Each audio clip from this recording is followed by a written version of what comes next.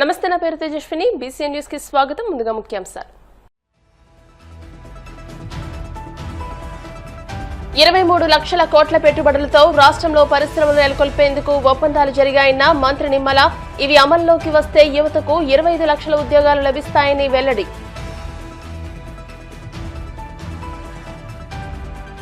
ఇరవై 22 నెలల పాలనలో లక్షల ఉద్యోగాలు తొలగించి ఇప్పుడు కేవలం 10,000 ఉద్యోగాలు ఇస్తామనడం హాస్యాస్పదం. కూటమి ప్రభుత్వంపై ఆగ్రహం వ్యక్తం చేసిన మాజీ మంత్రి కన్నబాబు.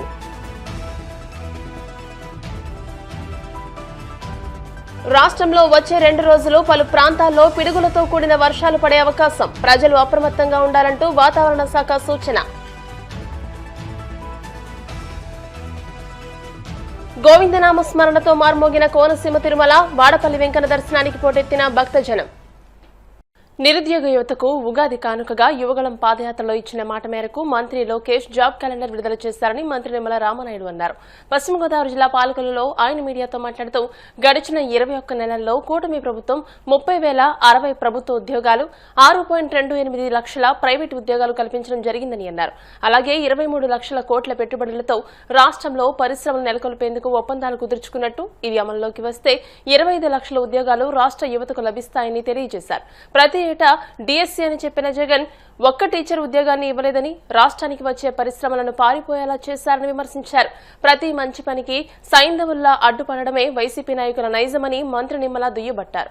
ఆంధ్రప్రదేశ్ రాష్ట్రంలో ఉద్యోగ ఉపాధి అవకాశాలు కల్పించాలనే ఉద్దేశంతో ఆ రోజు 2024 ఎన్నికల ముందు చాలా క్లియర్ గా 5 సంవత్సరాల్లో 20 లక్షల ఉద్యోగాలు కల్పిస్తామని ఏదైతే మాట ఇచ్చామో ఆ మాటను నిలబెట్టుకుంటూ మరి ఈరోజు ఈ కూటమి ప్రభుత్వం అధికారంలోకి వచ్చిన తర్వాత మనందరం కూడా చూస్తూ ఉన్నాం.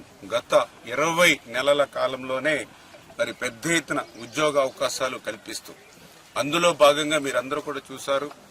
ఆ రోజు డిఎస్సి 16,300 పోస్టుల డిఎస్సి పోస్టులు భర్తీ చేయడం కానీ, అదేవిధంగా పెద్ద ఎత్తున పోలీసు కానిస్టేబుల్ పోస్టులు భర్తీ చేయడం కానీ, అదేవిధంగా యూనివర్సిటీల్లో అధ్యాపక పోస్టులు భర్తీ చేయడానికి నోటిఫికేషన్లు తీసుకెళ్లడంలో కానీ, అదేవిధంగా జూనియర్ కాలేజీ లెక్చరర్స్ భర్తీ చేసేటువంటి విషయంలో కానీ, ఇట్లా ప్రతి డిపార్ట్మెంట్ నుంచి, అందులో కూడా ముఖ్యంగా ఉగాదిని పురస్కరించుకుని నిన్ననే మీరందరూ కూడా చూశారు, గ్రూప్ 1, గ్రూప్ 2కి సంబంధించినటువంటి పోస్టులు కూడా నిన్ననే నోటిఫికేషన్ ఇవ్వడం కానీ, ఇట్లా ఈ కూటమి ప్రభుత్వం అధికారంలోకి వచ్చిన తర్వాత ఈ రకంగా ప్రభుత్వ పరంగానే దగ్గర 6,300 పోస్టుల వరకు కూడా మరి ఇచ్చుకుంటూ దగ్గర 6 లక్షల పోస్టులు, అంటే ఇటు ప్రైవేటు నుంచి కూడా, అంటే ఇటు ఐటీ నుంచి కానివ్వండి, అదేవిధంగా ఎంఎస్ఎంఈ దగ్గర నుంచి కానివ్వండి, స్కిల్ డెవలప్మెంట్ నుంచి కానివ్వండి, అదేవిధంగా ఇండస్ట్రీస్ నుంచి కానివ్వండి, ఫుడ్ ప్రాసెసింగ్ కానివ్వండి, అదేవిధంగా ఎలక్ట్రానిక్స్ కానీ, టూరిజం కానీ, ఇట్లా వివిధ డిపార్ట్మెంట్ల నుంచి చూస్తే దగ్గర మరి ఒక 6 లక్షల వరకు కూడా ఇటు గవర్నమెంట్ అండ్ ప్రైవేట్ కలిపి ఇప్పటి వరకు ఉద్యోగ కల్పన కూడా ఈ యొక్క 20 నెలల కాలంలోనూ ఈ ప్రభుత్వం చేసిన విషయాన్ని కూడా ఈ సందర్భంగా గుర్తు చేస్తూ ఉన్నాం. ఎందుకంటే గతంలో మీరందరూ కూడా చూశారు, జగన్మోహన్ రెడ్డి ప్రతి జనవరి జాబ్ క్యాలెండర్ అన్నాడు. 5 జనవరిలు గడిచిన ఒక్క జాబ్ క్యాలెండర్ ఊసే లేనిటువంటి పరిస్థితి గత పాలనలో చూశారు. ప్రతి సంవత్సరము డిఎస్సీ అన్నాడు, మెగా డిఎస్సీ అన్నాడు. 5 సంవత్సరాల్లో మెగా డిఎస్సీ మాట నుంచి కనీసం డిఎస్సీ ఊసు కూడా లేనిటువంటి పరిస్థితి గత 5 సంవత్సరాల పాలనలో చూశారు. కానీ ఈ రోజు ఈ కూటమి ప్రభుత్వం అధికారంలోకి వచ్చిన తర్వాత మరి ఒక పక్కన ప్రభుత్వ పరంగా ఒక 6,000, అదేవిధంగా ప్రైవేట్ అండ్ గవర్నమెంట్ రెండూ కలుపుకుని దగ్గర 6 లక్షల ఉద్యోగాల ఉపాధి అవకాశాలను ఈ రోజు ఈ కూటమి ప్రభుత్వం ఇస్తూ ఉంది. గతంలో మీరందరూ కూడా చూశారు, ఆ రోజు ఒక లూలు గాని, ఒక కియో ఎక్స్టెన్షన్ గాని, ఒక జాకీ గాని, ఒక అమర్ రాజా గాని, ఈ రకంగా 400 పరిశ్రమలు జగన్మోహన్ రెడ్డి పాలనలో ఈ రాష్ట్రం వదిలి పారిపోయినటువంటి పరిస్థితి. మళ్లీ ఈ రోజు పెద్ద ఎత్తున ఏదైతే 20 లక్షల ఉద్యోగాలు కల్పించాలనేటువంటి ఆలోచనతోటే మరి ఇప్పటికే మీ అందరికీ తెలుసు దగ్గర 13 లక్షల కోట్ల ఎంఓయూలు కూడా మరి ఒప్పందం ఈ ప్రభుత్వం చేసుకునేటువంటి పరిస్థితి. ఖచ్చితంగా ఈ ప్రభుత్వం మళ్లీ పెద్ద ఎత్తున పరిశ్రమలు పారిశ్రామికవేత్తలు ఈ రాష్ట్రం తీసుకొచ్చి ఆ ఉద్యోగోపాధి అవకాశాలు ఇచ్చేటువంటి విషయంలో ఇప్పుడు కూడా అడుగుతూ ఉన్నారు పారిశ్రామికవేత్తలు. ఈరోజు మీ రాష్ట్రంలోకి వచ్చి పెట్టుబడులు పెట్టమని అడుగుతూ ఉన్నారు. మళ్ళీ ఆంధ్రప్రదేశ్ రాష్ట్రంలో జగన్ రాడనేటువంటి గ్యారంటీ ఇవ్వండి అని అడుగుతూ ఉన్నారు. అంటే ఏ రకంగా పరిశ్రమల్ని పారిశ్రామికతని భయోందోళనకి జగన్మోహన్ రెడ్డి పాలన గురి చేసిందో మనందరం చూస్తూ ఉన్నాం. ఆ రకంగా మరి 5 సంవత్సరాల పాలన అంతా కూడా విధ్వంసం వైపు నడిచి ఉద్యోగ ఉపాధి అవకాశాలు కనుమరుగై యువత నిరుద్యోగం బారిన పడి ఆ రోజు ఒక డ్రగ్ లేకపోతే ఒక గంజాయి బారిన పడినటువంటి స్థితిలో ఆ రోజు యూత్ నిర్వీర్యమైనటువంటి స్థితిలో మళ్ళీ ఈ రోజు కూటమి ప్రభుత్వం మళ్ళీ వాటినన్నింటినీ కూడా సరిదిద్దుకుంటూ మళ్ళీ ఈరోజు ఆ యొక్క ఉద్యోగ ఉపాధి అవకాశాలు కల్పించేటువంటి దిశగా ఈ ప్రభుత్వం పనిచేస్తుంది. ఉగాది పర్వదినం వేళ కూటమి ప్రభుత్వం ప్రకటించిన జాబ్ క్యాలెండర్ నిరుద్యోగుల ఆశలపై నీళ్లు చల్లేలా ఉందని మాజీ మంత్రి కురసాల కన్నబాబు విమర్శించారు. ఏడాదికి 4 లక్షల ఉద్యోగాలు ఇస్తామని హామీలిచ్చి ఇప్పుడు కేవలం 10,000 పోస్టులతో సరిపెట్టడం నిరుద్యోగులను వంచడమేనని మండిపడ్డారు. కాకినాడలోని క్యాంపు కార్యాలయంలో ఆయన మీడియాతో మాట్లాడుతూ యువగళం డిక్లరేషన్ పేరుతో 5 ఏళ్లలో 20 లక్షల ఉద్యోగాలు ఇస్తామని ఉదరగొట్టిన చంద్రబాబు లోకేష్లు అధికారంలోకి వచ్చాక ఆ మాట తప్పారని అన్నారు. 22 నెలల పాలనలో 1.72 లక్షల మంది ఉద్యోగులను తొలగించి ఇప్పుడు కేవలం 10,000 ఉద్యోగాలు ఇస్తామనడం హాస్యాస్పదమన్న కన్నబాబు ఇది జాబ్ క్యాలెండర్ కాదు దగా క్యాలెండర్ అని ధ్వజమెత్తారు.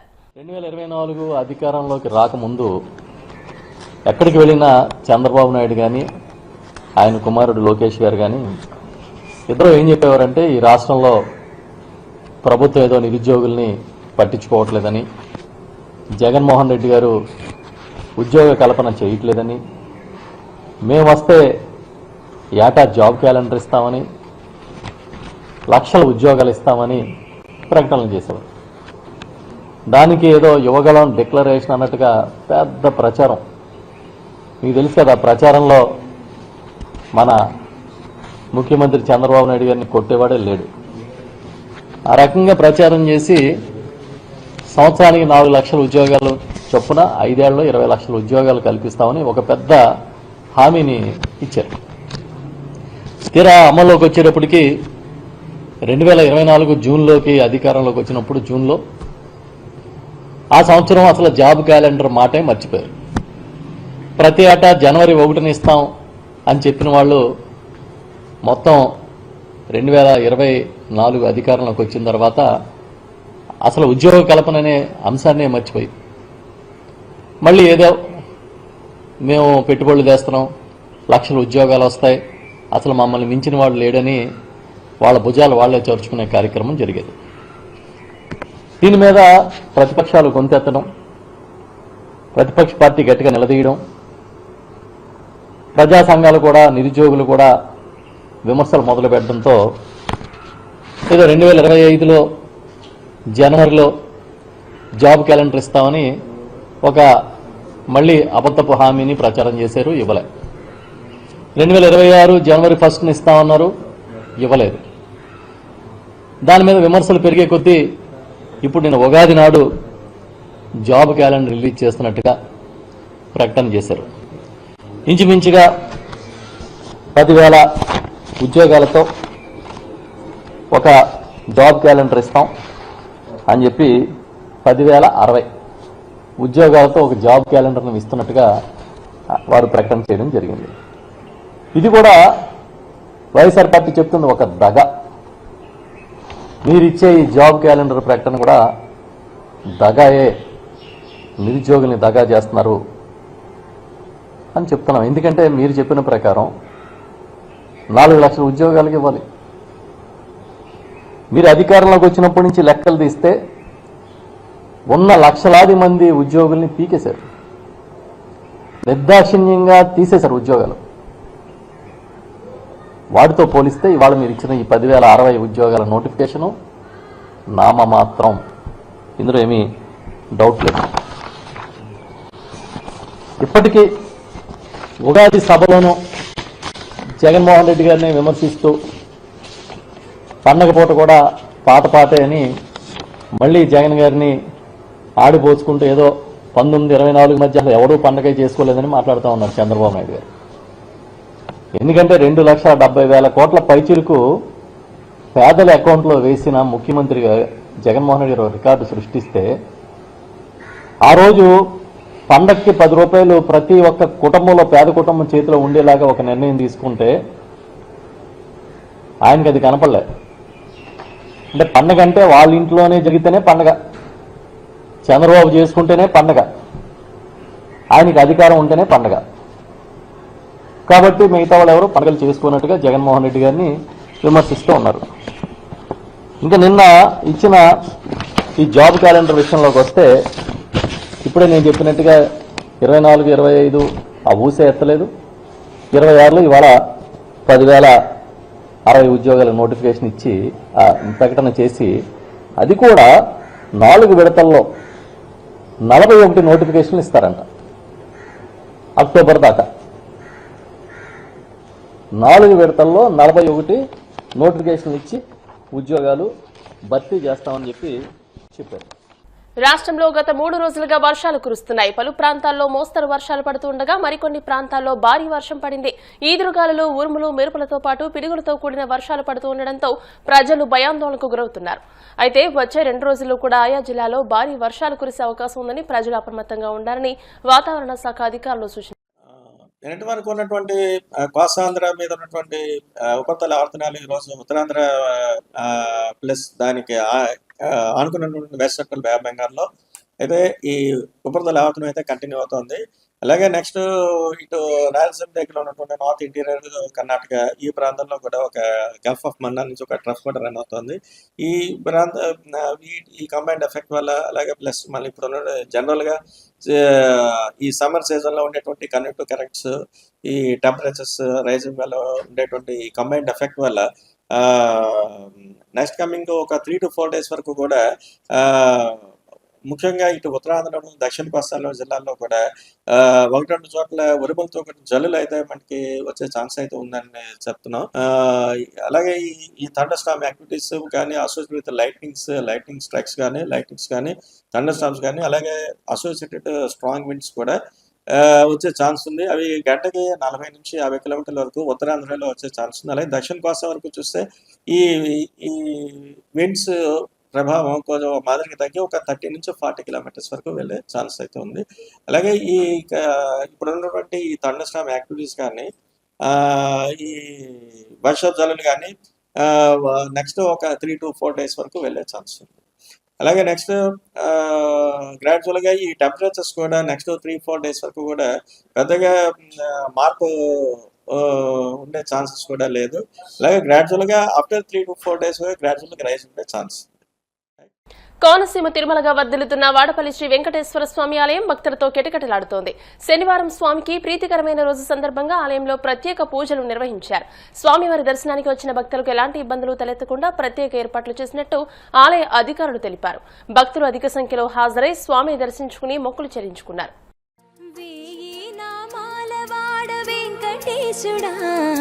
మూడు నామాల ముద్దు శ్రీనివాసుడా,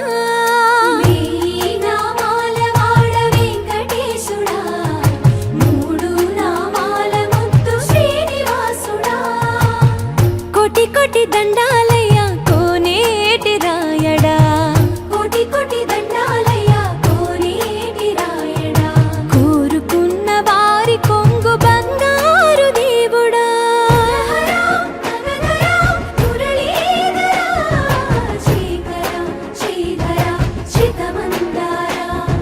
సర్వేశ్వర పరమేశ్వర శాంతాకార శంఖ చక్రధర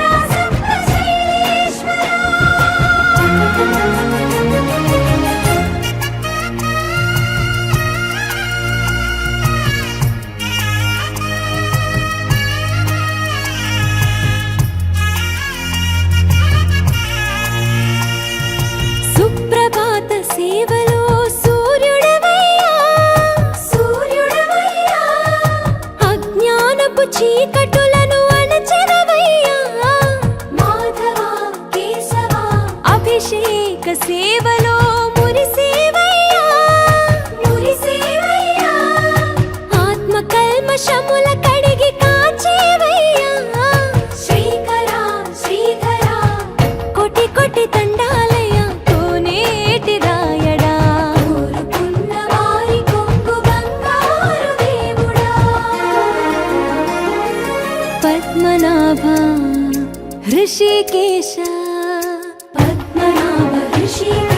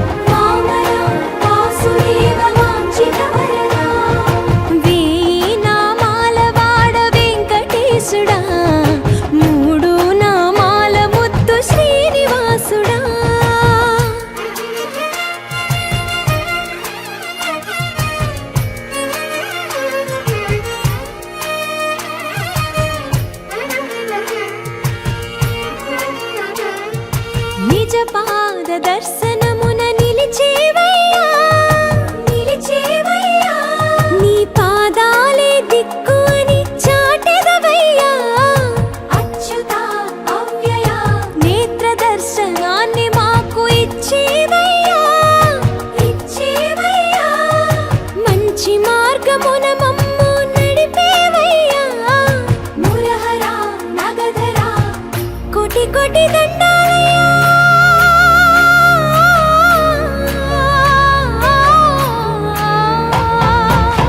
కోటి కోటి దండాలయ్యా కోనేటి రాయడా కోరుకున్న వారి కొంగు బంగారు దేవుడా